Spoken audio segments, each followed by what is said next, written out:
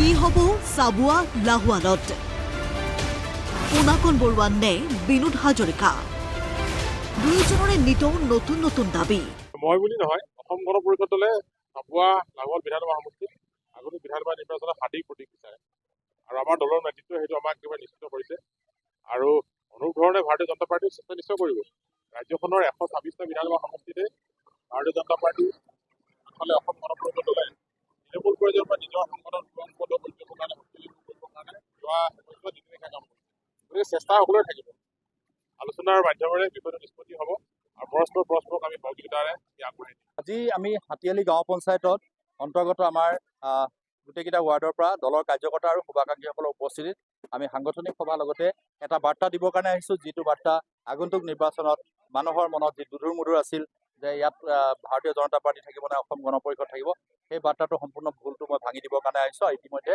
ভাৰতীয় জনতা পাৰ্টীৰ আমাৰ যি প্ৰাৰ্থী হ'ব সেই প্ৰাৰ্থীজনৰ হয় মই এতিয়া প্ৰাৰ্থী বুলি নিজকে নকওঁ, দলে কি সিদ্ধান্ত লয় সেইটো দলৰ ওপৰত সিদ্ধান্ত হ'ব। দিলীপ শইকীয়া ডাঙৰীয়া মাননীয় মুখ্যমন্ত্ৰী ডাঙৰীয়া হয়, মই চিটিং বিধায়ক হিচাপে আছোঁ, এতিয়া মোক দিবও পাৰে নিদিবও পাৰে মইতো নাজানো, কিন্তু ইয়াত যে ভাৰতীয় জনতা পাৰ্টীৰ প্ৰাৰ্থী থাকিব সেই কথা স্পষ্ট হৈছে। আৰু ইতিমধ্যে দলৰ সাংগঠনিক সভাই লগ হোৱা আমাৰ ৰাজহুৱা সভাবিলাক আমি ইতিমধ্যে কৰি গৈ আছোঁ। বুথে বুথে আমাৰ সভা সমিতি চলি আছে, ডেইলি আমাৰ 3-4খন সভা হৈ আছে। ঠিক আজি দিনটোতো আমি পুৱা তেনেকৈ কৰিছোঁ। কেৱল চাবুৱা লাহোৱালতেই নহয়, ৰাজ্যৰ বহু সমষ্টিত মূৰ দাঙি ধৰিছে অগপৰ বহু বিদ্ৰোহী নেতা। নলবাৰী জিলাৰ অন্তৰ্গত 3টা সমষ্টিত প্ৰাৰ্থিত্বৰ দাবী অসম গণ পৰিষদৰ তৃণমূলৰ নেতাকৰ্মীৰ। নলবাৰী সদৰ, টিহু আৰু বৰক্ষেত্ৰী লাগে নলবাৰী অগপক। নলবাৰী 3টা সমষ্টিৰ ভিতৰত যিকোনো এটা সমষ্টিত আমাক ইলেকশ্যনত হাতীপতি নিৰ্বাচন অৱতীৰ্ণ হোৱাৰ সুবিধা দিব লাগিব, 1 নম্বৰ প্ৰস্তাৱ।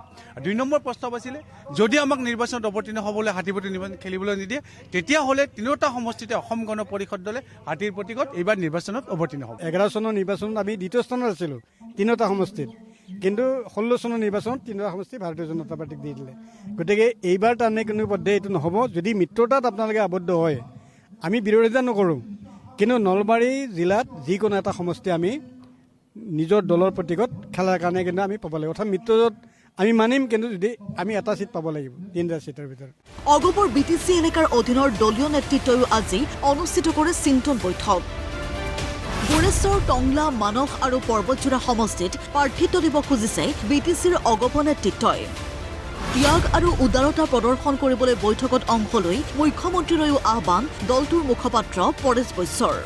4টা সমষ্টিত প্ৰতিদ্বন্দ্বিতা কৰাৰ সিদ্ধান্ত গ্ৰহণ কৰা হৈছে, বিশেষভাৱে গোৰেশ্বৰ সমষ্টি, টংলা সমষ্টি, মানস সমষ্টি আৰু পৰ্বতজোৰা সমষ্টিত হাতীৰ ছবিত যাতে আমি প্ৰতিদ্বন্দ্বিতা কৰিব পাৰোঁ তাৰ কাৰণে ইয়াত চিন্তা কৰা হৈছে, সিদ্ধান্ত গ্ৰহণ কৰা হৈছে। ডক্টৰ হিমন্ত বিশ্ব শৰ্মা ডাঙৰীয়াক আমি অনুৰোধ জনাব বিচাৰিছোঁ, ভাৰতীয় জনতা পাৰ্টীৰ সন্মানীয় সভাপতি দিলীপ শইকীয়া ডাঙৰীয়াকো আমি অনুৰোধ জনাব বিচাৰিছোঁ যে আপোনালোকেও এইবাৰ ত্যাগ আৰু উদাৰতা আপোনালোকে দেখুৱাওক। অগপৰ বিভিন্ন সমষ্টিৰ দলীয় নেতাকৰ্মীৰ এনে দাবীৰ প্ৰতি কিমান গুৰুত্ব দিছে কেন্দ্ৰীয় নেতৃত্বই। পাঠশালাত আজি অসম গণ পৰিষদৰ পশ্চিম অসম মণ্ডলী সমিতিৰ সভাত অংশ লৈ সভাপতি অতুল বৰাই ক'লে বিজেপিৰে আলোচনাৰ মাজেৰেহে চূড়ান্ত হ'ব আসন। আনুষ্ঠানিক আলোচনা হোৱা নাই এতিয়াও। আসন বুজাবুজি এতিয়ালৈকে এই কথাটোত আমি খাটাংকৈ ক'ব পৰা হোৱা নাই, কিমান আসনত আমি প্ৰতিদ্বন্দ্বিতা কৰিম। স্বাভাৱিকতে আসনটো আৰু দলে বিচাৰিবই, গতিকে গোটেই কথাখিনি আলাপ আলোচনাৰ মাধ্যমেৰেই হ'ব। এতিয়ালৈকে কোনো ধৰণৰ এই ক্ষেত্ৰত আনুষ্ঠানিক আলোচনা হোৱা নাই। নামনিত বহুকেইটা সমষ্টিত অগপৰ সংগঠন শক্তিশালী হোৱা বুলি স্বীকাৰ অতুল বৰাৰ। নামনি অসমৰ বহুকেইটা সমষ্টিয়ে অসম আন্দোলনৰ দুৰ্গ আছিল, অসম গণ পৰিষদৰো দুৰ্গ আছিল। কাৰণ আপোনালোকে জানে যে অসম গণ পৰিষদৰ প্ৰাৰ্থীয়ে যোৱা 85 চনৰ পৰা বিভিন্ন নিৰ্বাচনত প্ৰায় 85টা সমষ্টিতেই জয়লাভ কৰিবলৈ সক্ষম হৈছিল। আৰু মই সেইকাৰণে কৈ থাকোঁ যে ৰুট আছে, ৰাজ্যখনৰ বহুকেইটা সমষ্টিৰ ৰুট আছে, আৰু সেইবিলাকত সাৰ পানী দিলে স্বাভাৱিকতে আমি ৰাইজক আমাৰ লগত পাম। প্ৰায় ঠাইতে প্ৰাৰ্থী দিব পৰাকৈ প্ৰস্তুত অগপ। অৱশ্যে ইমানৰ পিছতো বিজেপিৰে আলোচনাৰ প্ৰসংগ। যিহেতু নিৰ্বাচনটো অতি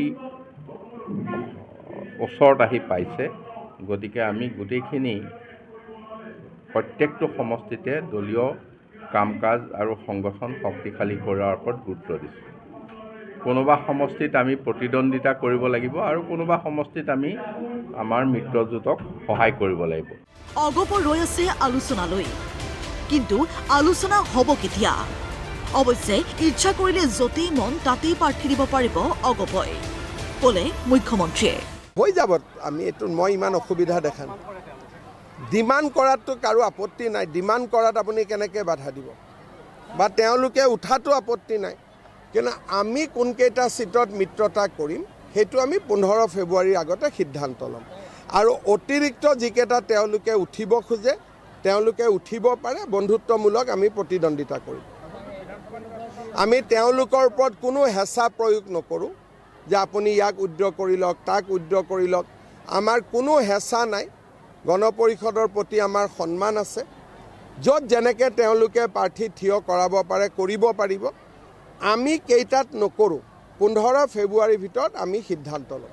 ব্যুৰো ৰিপৰ্ট, প্ৰতিদিন টাইম।